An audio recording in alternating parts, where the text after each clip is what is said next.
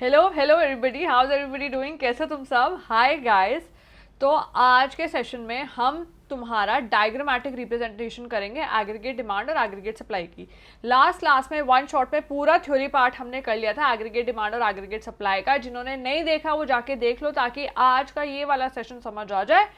तो जरा शुरू करते हैं। Before starting let me just introduce my self. Hi guys, I am Vrinda, your economics educator. I did my graduation from SRCC, my postgrad from Delhi School of Economics and I qualified my NET with 99.92 percentile। चले जी, जरा class start करते हैं। आपकी brief revision के साथ करेंगे क्योंकि फिर सारा का सारा फ्लो तुम्हारा इधर उधर बिखर जाता है। थोड़ा सा ब्रीफ इंट्रोडक्शन और ब्रीफ रिवीजन और फिर आगे स्टार्ट करते हैं। चलो जी, एग्रीगेट डिमांड के बारे में हमने लास्ट क्लास में पढ़ लिया था कि एग्रीगेट डिमांड मेरी एक्चुअली होती क्या है। ये वो चीज़ होती है जिसमें मुझे एक्चुअली पता लगता है कि कंजम्पशन पैटर्न वगैरह क्या है, कंपोनेंट्स मुझे पता लगता है। ये सब कुछ हम ऑलरेडी कर चुके थे। तो एग्रीगेट डिमांड के कंपोनेंट्स होते हैं वो हम ऑलरेडी कवर कर चुके हैं, एक बार जाके वो सेशन देख लेना, ठीक है। अब एग्रीगेट डिमांड को अगर मुझे रिप्रेजेंट करना है ग्राफ में तो अब मैं कैसे करूँगी, अब ज़रा उस पर चलते हैं। एग्रीगेट डिमांड के मैंने दो मॉडल्स कराए थे लास्ट क्लास में, where aggregate demand is equals to C plus I plus G plus X minus M, ठीक है। ये वाला जो मेरा मॉडल है, ये मॉडल मेरा तब बनता है जब मेरी इकोनॉमी ओपन है। ओपन इकोनॉमी का क्या मतलब कि मेरी जो भी कंट्री है बाहर की कंट्रीज के साथ डीलिंग कर रही है, वो अपने में ही घुसकर नहीं बैठी। वो फॉर एग्जांपल अगर इंडिया है तो तुमने देखा होगा इंडिया बहुत सारी कंट्रीज के साथ डील करती है। यूएस के साथ करेगी, चाइना के साथ करेगी, यूके के साथ करेगी, सबके साथ डील करती है। तो ओपन इकोनॉमी है, उसे कोई दिक्कत नहीं है दूसरों के साथ ट्रेड करने में। तो एग्रीगेट डिमांड का ये वाला मॉडल बनेगा। एक होता है मेरा क्लोज इकोनॉमी, जहां पर तुम्हारी कंट्रीज दूसरी कंट्रीज के साथ डीलिंग नहीं करती। तो वो मॉडल मेरा बनता है aggregate demand is equals to C plus I का। ये होता है क्लोज इकोनॉमी का मॉडल।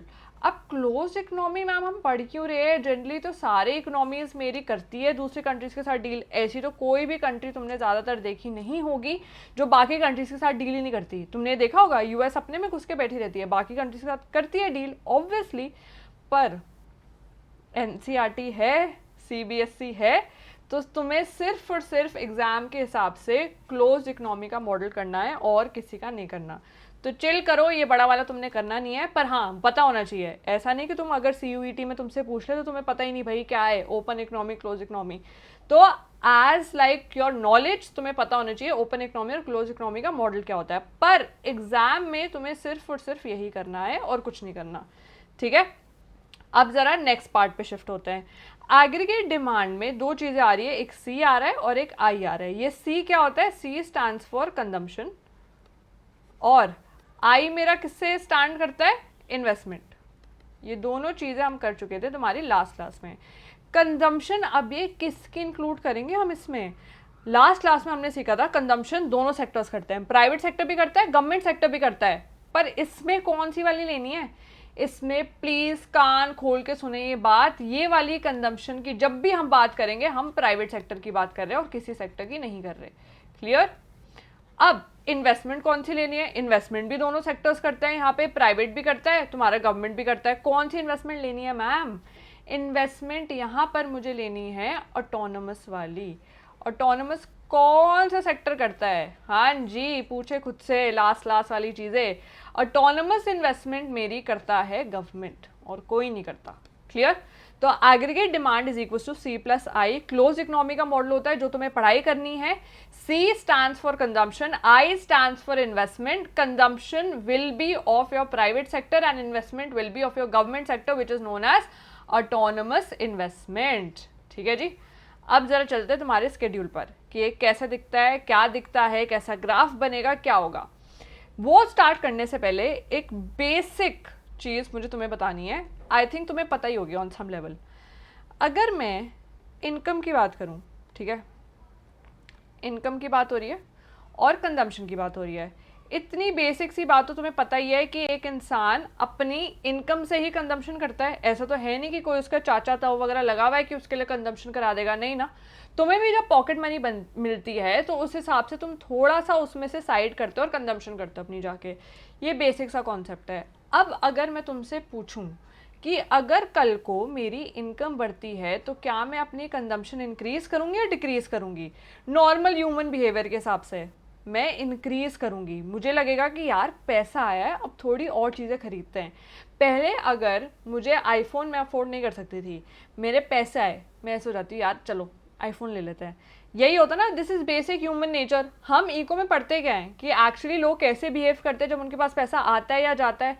तो सिंपल सी बात जरा यहाँ पर सुनने की कोशिश करो, व्हेन माय इनकम इंक्रीजेस तो कंजम्पशन इंक्रीज कर सकता है एक इंसान। तो ऐसा टाइप का रिलेशनशिप इनकम और कंजम्पशन का कैसा है कि इनकम बढ़ती है तो कंजम्पशन इंक्रीज होगी, इनकम घटती है तो कंजम्पशन इंसान गिराता है अपनी। तो ये टाइप का रिलेशन क्या होता है? Direct relation. ठीक है, तो यहाँ पर ये बात ज़रूर याद रखिएगा कि इनकम और कंजम्पशन में बिल्कुल डायरेक्ट रिलेशन होता है, क्योंकि हमें वो ग्राफ की शेप उससे हम डिसाइड करेंगे। Clear to everybody? चलो अब ज़रा ग्राफ देखते हैं और देखते हैं वो ऐसा क्यों दिखता है, क्या हो रहा है, सब कुछ सीखेंगे आज। यहाँ पे चलते हैं। एग्रीगेट डिमांड का स्केड्यूल है। एग्रीगेट डिमांड के लिए हमने ये देख लिया था, aggregate demand is equal to C plus I वाला करना है। यहाँ पे कंजम्पशन भी गिवन है तुम्हें, इन्वेस्टमेंट भी गिवन है, कोई प्रॉब्लम होनी नहीं चाहिए। अब ज़रा सुनो, ये बात ज़रा ध्यान से सुनना। अगर तुम्हें एग्ज़ाम में ये चीज़ें बनानी आ जाएं तो प्लीज़ वहाँ पर बैठ के खुद से ये स्केड्यूल बनाने मत लग जाना, थोड़ी चीज़ें याद कर जाओ। तुम्हें एग्ज़ाम में बनाना सिर्फ और सिर्फ शेप पड़ेगी ग्राफ की, पर हाँ बिना स्केड्यूल के बनाओगे तो मार्क्स कट जाएंगे। तो स्केड्यूल एक जगह बना देना और फिर उसके जस्ट नीचे सिर्फ प्लॉट करना वो चीज़। अब प्लॉट करने भी जैसे तुम ग्राफ पे बनाते थे ना मैथ्स में कि हाँ कि 1 2 3 4 5 ऐसे करते थे, ऐसे करने मत बैठ जाना, बहुत फालतू का टाइम ठुकेगा। सिर्फ स्केड्यूल बनाना और नीचे शेप बना देना, जैसे मैंने यहाँ पे बनाया हुआ है वैसे ही बनाना, नहीं तो बहुत टाइम कटेगा। और अगर ये सब चीज़ें नहीं करी तो मार्क्स भी कटेंगे, कोई फ़ायदा नहीं है। ठीक है, तो यहाँ पर कंजम्पशन तुम्हें गिवन है, कंजम्पशन 20 25 30 35 40 45। ऑटोनमस इन्वेस्टमेंट भी गिवन है। ऑटोनमस इन्वेस्टमेंट के बारे में भी हमने एक चीज़ पढ़ चुकी है ऑलरेडी कि ऑटोनमस इन्वेस्टमेंट बिल्कुल कांस्टेंट होता है, वो चेंज नहीं होता। तो यहाँ पर 20 20 20 20 20 20 ले लिया हमने। एग्रीगेट डिमांड कैसे आ जाएगा? दोनों को ऐड करके सी प्लस आई करके तो मेरे पास एग्रीगेट डिमांड आ गया सीधा सीधा। ये सब चीज़ें मेरे पास आ गई। अब ज़रा देखते हैं कि ये प्लॉटिंग कैसी हुई हुई है, इनके ऐसे क्यों दिखते हैं, ये क्या हुआ हुआ है क्या नहीं हुआ हुआ। इन्वेस्टमेंट प्लॉट करना तो तुम लोगों के लिए बहुत ही आसान है, क्योंकि ये बिल्कुल स्ट्रेट लाइन बन जाएगी, ये तो चेंज ही नहीं होती। तो ये डायरेक्टली आई मेरा स्ट्रेट लाइन बन जाएगा, बिल्कुल parallel to the X axis.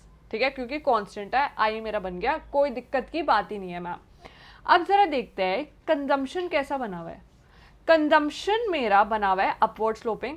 Obviously upward sloping बनेगा। क्यों बनेगा अपवर्ड स्लोपिंग? अभी जस्ट यहाँ पे डिस्कस तो करिए बात, इनकम और कंजम्पशन में डायरेक्ट रिलेशनशिप है या नहीं है। और यहाँ पर जब भी मुझे एग्रीगेट डिमांड को प्लॉट करना है तो वाई एक्सिस पे मैं क्या लेती हूँ? एग्रीगेट डिमांड लेती हूँ, और एक्स एक्सिस पे मैंने क्या लिया हुआ है? National income. ठीक है, ये नेशनल इनकम क्यों लिया मैम हमने? एग्रीगेट डिमांड प्लॉट करना है तो एक्स एक्सिस पे नेशनल इनकम क्यों? रीज़न इसका ये है कि जब भी मैं एग्रीगेट डिमांड के कंपोनेंट्स पढ़ाए गए हैं तुम्हें, हर जगह कहीं ना कहीं उन कंपोनेंट्स में यही आया ना कि जब आपके पास पैसा आता है तो आप एक्सपेंडिचर करते हो। तो जब तुम्हें पता है कि जब पैसा आएगा तभी एक्सपेंडिचर हो पाएगा, तो ये इनकम वाला कॉन्सेप्ट कैसे साइड कर दोगे? नहीं कर सकते, क्योंकि एग्रीगेट डिमांड कहीं ना कहीं उस चीज़ पे डिपेंड करेगी ही करेगी कि तुम्हारे पास कितना पैसा आया और तुम कितना उड़ाना चाहते हो आगे जाके। क्लियर? ठीक है जी।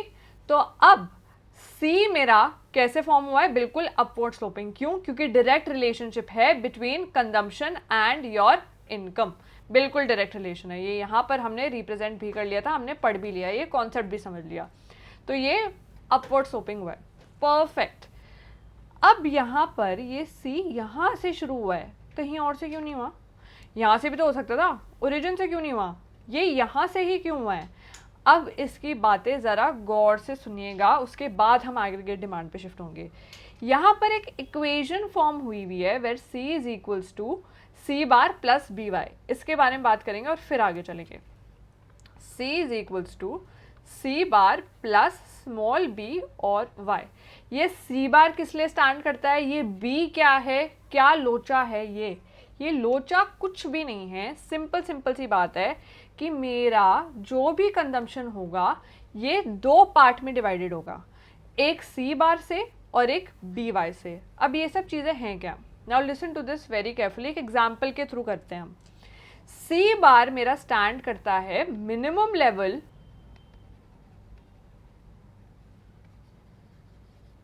of consumption when income is 0। ये है मेरा सी बार। बी वाई मेरा किस लिए स्टैंड करता है? बी मेरा छोटा बी इज छोटा भीम, दिस इज एमपीसी, और वाई तो मेरी होती है इनकम। इनकम को मैं हमेशा वाई से रिप्रेजेंट करती हूँ, ये मत भूलना, ठीक है।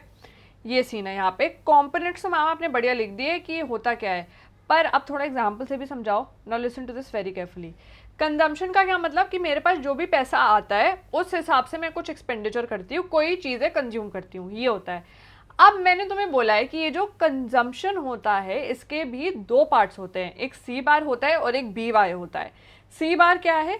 सी बार मेरा है मिनिमम लेवल ऑफ कंजम्पशन जो मैं करती हूँ इवन दो मेरी इनकम ज़ीरो है। इसका क्या मतलब है? इसका मतलब ये है कि ये कुछ ऐसी नेसेसिटीज टाइप की कंजम्पशन होती है जो मुझे करनी ही पड़ती है इवन मेरी इनकम अगर ज़ीरो है तो। अगर मेरी इनकम कल को कुछ भी नहीं है फिर भी मुझे मिनिमम लेवल ऑफ कंजम्पशन करनी पड़ेगी, मेरी सर पे बैठी रहती है सी बार। एक मुझे बात बताओ कि अगर फॉर एग्जाम्पल तुम्हारे घर में, ठीक है, तुम्हारे पेरेंट्स कमाते हैं, उनकी इनकम ज़ीरो हो जाए तो फिर भी तुम्हें करनी तो पड़ेगी ना कंजम्पशन ऑन वीट। गेहूं तो लाना पड़ेगा, रोटियां कैसे बनेगी, ब्रेड थोड़ी आनी पड़ेगी, चाय बनेगी। ये जो तुम्हारी बेसिक नेसेसिटीज़ हैं वो तो करनी ही पड़ेगी अगर मेरी इनकम ज़ीरो है तो सिंपल सी बात है, सी बार मेरा क्या है कि मिनिमम लेवल ऑफ कंजम्पशन मुझे तब भी करनी पड़ेगी अगर मेरी इनकम ज़ीरो हो जाएगी, ठीक है। तो मेरे टोटल कंजम्पशन का एक कंपोनेंट हो जाता है सी बार जिस पर मेरा खर्चा होगा ही होगा, मैं भाग नहीं सकती उससे। अब ये बी वाई क्या है मैम? बी, ये जो छोटा बी है ये स्टैंड करता है एमपीसी से। एमपीसी क्या होती है मेरी? मार्जिनल प्रोपेंसिटी टू कंज्यूम, ठीक है। अब जरा इसका कॉन्सेप्ट सुनना। मार्जिनल प्रोपेंसिटी टू कंज्यूम का मतलब ये होता है this is the ratio of change in consumption to change in income. मतलब क्या है इसका? दिस मीन्स कि अगर मेरी एडिशनल इनकम होती है या मेरी इनकम इंक्रीज होती है तो मैं कितना इंक्रीज करूंगी अपना कंजम्पशन। ये है मेरा basic. Marginal propensity to consume means the ratio of change in consumption to change in income. मतलब क्या इसका कि अगर एडिशनल इनकम मेरी होती है तो एडिशनल कंजम्पशन मैं कितना करती हूँ। ये सिंपल सी बात है, ये समझ भी आ जाती है। पर मार्जिनल प्रोपेंसिटी टू कंज्यूम का एक्चुअल मतलब क्या है? ये सारी चीज़ें तुम्हारी एक्चुअली वर्ड्स में ही छुपी हुई है। मार्जिनल का मतलब क्या होता है? एडिशनल, ठीक है। प्रोपेंसिटी का मतलब क्या होता है, किसी को पता है? Propensity means tendency. तो एक्चुअली अगर मैं तुमसे नॉर्मल बेसिक भाषा में पूछूं कि एमपीसी क्या होती है तो तुम्हें एक्चुअली पता है क्या बोलना है? तुम्हें ये बोलना है कि मैम एमपीसी ये होती है कि मेरी टेंडेंसी कितनी है खर्चा करने की। फॉर एग्जाम्पल तुम लोगों को पॉकेट मनी मिलती है, हर महीने मोमोज पर खर्चे करने का मन करता ही करता है, थोड़ी सी इधर उधर ट्यूशन सेंटर के बाद गेड़ियाँ मारने का मन करता है ना ये। तो ये सब चीज़ें तुम्हारी टेंडेंसी है। तो मार्जिनल प्रोपेंसिटी टू कंज्यूम का मतलब ये हो गया कि एक्चुअली तुम अपनी बिहेवियर के हिसाब से कितना खर्चा करते हो। क्लियर? समझ आ गई बात? वाई मेरा स्टैंड करता है इनकम के लिए, सिंपल सी बात है। तो अभी टोटल मैम बी वाई होता क्या है? बी वाई का मतलब अगर मैं तुमसे सिंपल पूछूं तो दिस मीन्स कि अपने इनकम के हिसाब से तुम्हारी कितनी टेंडेंसी है खर्चा करने की। क्लियर? तो मेरा कंजम्पशन दो चीज़ों पर भारी पड़ता है। किस पर? सबसे पहला सी बार और फिर बी वाई। सी बार क्या है? मिनिमम लेवल ऑफ कंजम्पशन जो होगा ही होगा। बी वाई क्या है? B Y is your tendency कि तुम कितना खर्चा करते हो अगर तुम्हारे पास ज़्यादा इनकम आ जाए या फिर इनकम कम हो जाए। तो चेंज इन इनकम के हिसाब से तुम कैसे अपना रूप बदलते हो कंजम्पशन को लेके, वो बी वाई रिप्रेजेंट करता है। तो सी का दोनों चीज़ें हमें समझ आ गई, इक्वेशन भी हमें समझ आ गई। क्लियर? अब ज़रा यहाँ पे चलते हैं। C is equal to C bar plus B Y, ये क्लियर हो गया सबको। सी बार के वजह से, क्योंकि सी बार मेरी मिनिमम लेवल ऑफ कंजम्पशन है जो मुझे करनी ही पड़ती है, इसके वजह से ये वाला जो मेरा ग्राफ है वो यहाँ से स्टार्ट होता है। सी मेरा इसीलिए ही ऊपर की तरफ से स्टार्ट होगा, ओरिजिन की तरफ से नहीं होगा, क्योंकि सी बार मेरे सर पे बैठा रहता है। क्लियर? और ये बिल्कुल अपवर्ड स्लोपिंग है। क्यों अपवर्ड स्लोपिंग क्यों है? क्योंकि यार इनकम और जो मेरी कंजम्पशन है उन दोनों के बीच में कैसा टाइप का रिलेशन है? डायरेक्ट, बिल्कुल डायरेक्ट रिलेशन है मैम, इसलिए। क्लियर? इन्वेस्टमेंट समझ आ गया, सी कंजम्पशन कर्व समझ आ गया। अब जरा एग्रीगेट डिमांड की तरफ चलते हैं। एग्रीगेट डिमांड मेरा is equals to C plus I. ठीक है, सी प्लस आई को अगर मैं मिला दूं तो एग्रीगेट डिमांड मेरा फॉर्म हो जाएगा। तो एग्रीगेट डिमांड में दोनों चीजें आ रही है, कंजम्पशन भी आ रहा है और मेरा ऑटोनोमस इन्वेस्टमेंट भी आ रहा है। तो एग्रीगेट डिमांड ऑब्वियसली ऊपर की तरफ बनेगा, क्योंकि जब भी कोई चीज बड़ी होती है तो ग्राफिकली वो ऊपर की तरफ ही चढ़ती है। परफेक्ट। तो एग्रीगेट डिमांड कहीं भी तुम बना सकते हो सी और आई से ऊपर की तरफ, क्योंकि वो दोनों को क्लब करके बनेगी। एग्रीगेट डिमांड की पोजीशन हमें समझ आ गई कि हाँ उन दोनों से तो ऊपर की तरफ बनेगी। पर अब ये भी क्यों अपवर्ड स्लोपिंग है, ये क्यों डाउनवर्ड स्लोपिंग नहीं है, बिल्कुल इसका शेप सी जैसा क्यों है? अब जरा ये सुनना क्यों है। Aggregate demand is equal to C plus I होता है। ठीक है, aggregate demand minus C is equal to I हो जाता है। नॉर्मल मैंने कुछ भी नहीं किया, बस मैं इस चीज को यहाँ पर लेके गई हूँ, इतना कोई रॉकेट साइंस है नहीं इसमें। एग्रीगेट डिमांड माइनस सी मतलब दोनों के बीच का डिफरेंस इज इन्वेस्टमेंट, और ये इन्वेस्टमेंट मेरी एक्चुअली है क्या? ऑटोनोमस है। ऑटोनोमस इन्वेस्टमेंट का क्या मतलब? कि ये चीज़ चेंज नहीं होती अगर इनकम मेरी इंक्रीज होती है।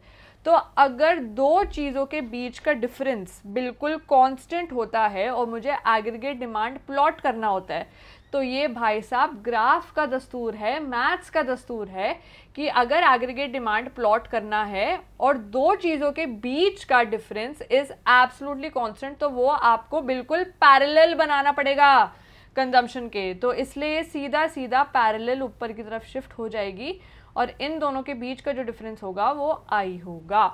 क्लियर? ये मैंने नहीं बनाया रूल, ना ये तुमने बनाया है। ये ग्राफिकली अगर चीज़ें रिप्रेजेंट करनी होती है इकोनॉमिक्स को तो वो ऐसे ही करते हैं। सिंपल सी बात है, एग्रीगेट डिमांड और कंजम्पशन के बीच का डिफरेंस इज इन्वेस्टमेंट, जो बिल्कुल कांस्टेंट है। तो अगर एग्रीगेट डिमांड प्लॉट करनी पड़ेगी तो कैसे करोगे? पहली बात तो ऊपर की तरफ ही बनेगी, क्योंकि दोनों चीज़ें आती हैं, सी और आई आती है। अब बनाऊँ कैसे से? पैरेलल बन जाएगी टू सी, क्योंकि इन दोनों के बीच का जो भी डिफरेंस है वो कांस्टेंट होगा। क्लियर? तो ये सारी बातें हमें समझ आ गई। ग्राफ कैसे बनेंगे, ग्राफिकली रिप्रेजेंटेशन क्या होती है, इनकी शेप्स क्या होती है, सब कुछ क्लियर हो गया एग्रीगेट डिमांड का। अब जरा एग्रीगेट सप्लाई की तरफ चलते हैं। एग्रीगेट सप्लाई आसान सी है मेरी, लास्ट में हम देख चुके थे। Aggregate supply is equals to C plus S करके एक मॉडल है, सिंपल हमारा। एग्रीगेट सप्लाई के बारे में हम एक और चीज़ पढ़ चुके थे कि this is equals to Y, ये इनकम होती है। ये हम प्रूव भी कर चुके थे कि ये हम यहाँ पर कैसे आ जाते हैं, फिर aggregate supply is equals to Y हो जाती है। ये भी हम पढ़ चुके हैं। अब यहाँ पर देखते हैं कि ग्राफ में कैसे दिखती है। यहाँ चलते हैं। Aggregate supply is equals to Y हम पढ़ चुके हैं। Aggregate supply is equals to C plus S, ये भी तुम देख चुके हो। अब कंजम्पशन और सेविंग्स तुम्हें गिवन है, एग्रीगेट सप्लाई सीधी आ जाएगी सी प्लस एस करके। तो तुम्हारे पास एग्रीगेट सप्लाई आ गई। इस चीज़ को तुम्हें कुछ नहीं करना, सीधा प्लॉट करना है। जब तुम प्लॉट करोगे तो तुम देखोगे कि ये बिल्कुल ही अपवर्ड स्लोपिंग बन जाती है और बिल्कुल ओरिजिन से स्टार्ट हो रही है। ओए ये तो थोड़ा सा डिफरेंट है, एग्रीगेट डिमांड तो नहीं हो रही थी ओरिजिन से स्टार्ट, ये हो रही है ओरिजिन से स्टार्ट। क्यों है इसका रीज़न? एग्रीगेट डिमांड में तो गाइस कंजम्पशन भी तो आ रही थी, सी प्लस आई था, और कंजम्पशन तो कहता ही है कि एक सी बार भी है उसमें कंपोनेंट कि मिनिमम लेवल ऑफ कंजम्पशन तो आपको करनी ही है, तो ज़ीरो तो कभी कंजम्पशन होगी ही नहीं। इसके वजह से एग्रीगेट डिमांड मेरी ज़ीरो से स्टार्ट नहीं हो रही थी। पर एग्रीगेट सप्लाई तो इज इक्वल्स टू इनकम है। ऐसा तो हो सकता है ना मेरी कि इनकम कभी ज़ीरो हो, ज़रूरी थोड़ी है कि इनकम हमेशा तुम्हारी 100 करोड़ 10 करोड़ 12 करोड़ ऐसी रहेगी। कभी कभी ऐसा होता है कि मेरी इनकम ज़ीरो हो सकती है। तो नेशनल इनकम या फिर एग्रीगेट सप्लाई मेरा ज़ीरो से स्टार्ट होगा ही होगा, देयर इज़ नो एस्केप। और इसका जो ग्राफ बनता है बिल्कुल सीधा अपवर्ड स्लोपिंग बनता है। तुम्हें कोई ज़्यादा दिमाग इसमें लगाना नहीं है, सिर्फ ये चीज़ें याद रखनी है। ज़ीरो से स्टार्ट होगा, अपवर्ड स्लोपिंग होगा और 45 डिग्री का बढ़िया सा यहाँ पर एक एंगल बनाएगा। सिंपल है। एग्रीगेट सप्लाई एक्चुअली काफ़ी सिंपल है, इसकी ग्राफ की प्लॉटिंग। थोड़ा सा कॉम्प्लेक्स ये था जो तुम्हें ऑलरेडी समझ आ चुका है, ठीक है। तो डायग्रामेटिकली हम कैसे रिप्रेजेंट करेंगे एग्रीगेट डिमांड को और एग्रीगेट सप्लाई को, हम ऑलरेडी कर चुके हैं, ठीक है। पूरा एग्रीगेट डिमांड और एग्रीगेट सप्लाई कंप्लीट हो चुका है and I hope you like the session, सब कुछ समझ आ गया होगा। तो सब्सक्राइब करें, लाइक करें, शेयर करें and press the bell icon. And guys if you guys are interested in classes, तो मैं ऑनलाइन और ऑफलाइन क्लासेस भी लेती हूँ, गाइज कैन कॉन्टैक्ट मी। सब कुछ सारे कॉन्टैक्ट डिटेल्स डिस्क्रिप्शन बॉक्स में गिवन होंगे। CUET की प्रेप भी होती है, तो यू गाइज कैन कॉन्टैक्ट, ठीक है। चलो I will see you guys, bye bye, see you guys very very soon, toodles, bye.